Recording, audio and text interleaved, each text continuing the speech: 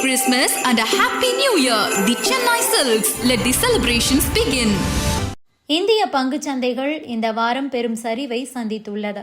Sensex Nifty கடும் விற்பனை அழுத்தத்தை கண்டு வருகிறது. இந்த வாரம் தொடங்கியதிலிருந்தே ஷேர் மார்க்கெட் தொடர்ந்து 4வது நாளாக வீழ்ச்சி அடைந்துள்ளது. இந்திய பங்குச் சந்தையின் வீழ்ச்சிக்கு என்ன காரணம் என்பது பற்றி 5 ஃபேக்டர்ஸை சொல்றாங்க வல்லுநர்கள். அது என்ன அப்படிங்கறது பற்றி பார்க்கலாம். முதலில் US ஃபெடரல் ரிசர்வ் அவங்களோட இன்ட்ரெஸ்ட் ரேட்டை குறைச்சது.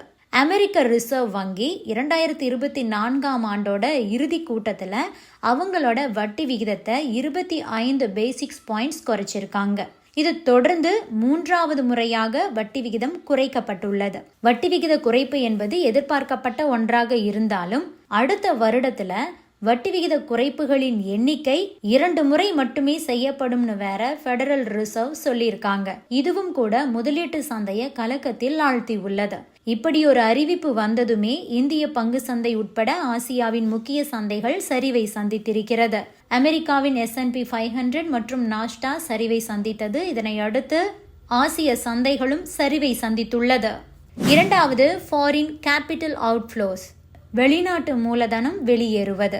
வெளிநாட்டு நிறுவன முதலீட்டாளர்கள், ஃபாரின் இன்ஸ்டிடியூஷனல் இன்வெஸ்டர்ஸ் இருக்காங்க இல்லையா, அவங்க இந்தியன் ஸ்டாக் மார்க்கெட்ல இருந்து அதிக அளவில் நிதிகளை திரும்ப பெற்று இப்போது வெளிநாட்டு சந்தையில முதலீடு பண்ணிட்டு இருக்காங்க. கடந்த 3 செஷன்களில் FII எனப்படும் ஃபாரின் இன்ஸ்டிடியூஷனல் இன்வெஸ்டர்ஸ் 8000 கோடி ரூபாய் மதிப்புள்ள இந்தியன் ஈக்விட்டிஸை வித்திருக்காங்க. இதனால் வெளியேறுவது அவுட்ஃப்ளோ வலுவாக உள்ளது. இதற்கிடையே உள்நாட்டு நிறுவன முதலீட்டாளர்கள், டொமஸ்டிக் இன்ஸ்டிடியூஷனல் இன்வெஸ்டர்ஸ் DII மிகவும் எச்சரிக்கையோடு முதலீடு செய்து வர்றாங்க. இது 2வது காரணம்.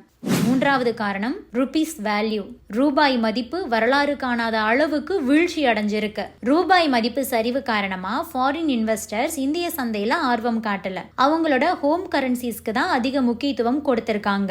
இந்த ரூபாய் மதிப்பு சரிவு தான் ஃபாரின் கேபிட்டல் அவுட்ஃப்ளோவுக்கும் அதிக வாய்ப்பை ஏற்படுத்தி கொடுத்துடுச்சு. இதுவும் கூட மார்க்கெட்டுக்கு அதிகமான அழுத்தத்தை கொடுத்திருக்கு.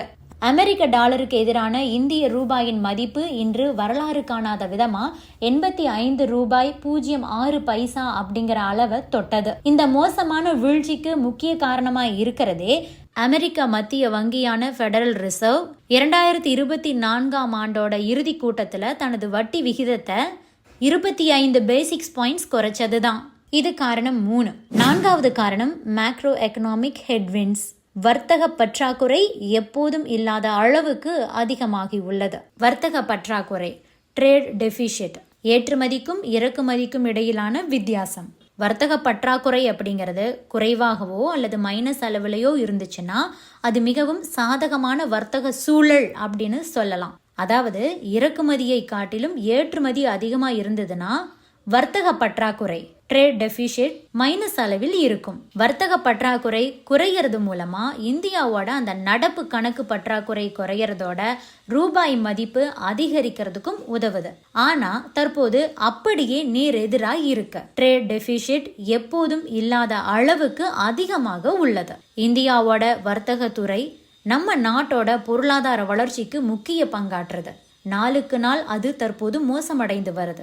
இதுவும் கூட முதலீட்டாளர்களை உலுக்கி இருக்கு. நாட்டோட வர்த்தக பற்றாக்குறை நவம்பர் மாதத்துல வரலாறு காணாத அளவுக்கு உயர்ந்துள்ளது. ஏற்றுமதியை விட இறக்குமதி அதிகமா இருக்கு. இதுவும் கூட சந்தையில ஒரு நெகட்டிவான தாக்கத்தை தான் ஏற்படுத்தி உள்ளது. 5வது காரணம் ஏர்னிங் ரெக்கவரியில் இருக்கக்கூடிய ஒரு நிச்சயமற்ற நிலை. இந்திய நிறுவனங்களோட Q1, Q2 ஏர்னிங்ஸ் எல்லாம் ரொம்ப பலவீனமா இருந்தது. இதனால முதலீட்டாளர்களுடைய பார்வை இப்போது டிசம்பர் குவார்ட்டர், அதாவது Q3 ஏர்னிங்ஸ் மீது தான் உள்ளது. வருவாயில ஒரு மீட்சி, அதாவது ஏர்னிங் ரெக்கவரிய வல்லுநர்கள் எதிர்பார்த்து காத்திருக்காங்க. அதே வேளையில் Q4 முதல் ஒரு டீசன்ட் ரெக்கவரியை மட்டுமே எதிர்பார்க்க முடியும்னு எக்ஸ்பர்ட் சொல்றாங்க. இதனால 3ஆம் காலாண்டு Q3ல ஏர்னிங் ரெக்கவரி மீதான அந்த நிச்சயமற்ற தன்மையும் கூட மார்க்கெட்டை பலவீனப்படுத்தி இருக்கு. இதுதான் 5வது காரணம். ஆக இந்திய பங்குச்சந்தை தொடர்ந்து சரிவை கண்டு வருவதற்கான 5 காரணங்கள் அப்படின்னா, 1 US ஃபெடரல் ரிசர்வ் அவங்களோட இன்ட்ரெஸ்ட் ரேட்டை குறைச்சது.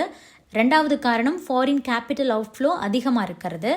மூன்றாவது ருபீஸ் வேல்யூ குறைஞ்சு போயிருக்கிறது. நான்காவது காரணம் இந்தியாவில் வர்த்தக பற்றாக்குறை எப்போதும் இல்லாத அளவுக்கு அதிகமாக உள்ளது.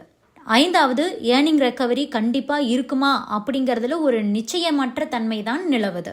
இந்த காரணங்களால தான் ஷேர் மார்க்கெட் ஒரு மிகப்பெரிய சரிவை சந்திச்சிருக்கு. இது பற்றி நீங்க என்ன நினைக்கிறீங்க? உங்களுடைய கருத்துக்களையும் பதிவு பண்ணுங்க. Merry Christmas and a Happy New Year! The Chennai Silks. Let the celebrations begin.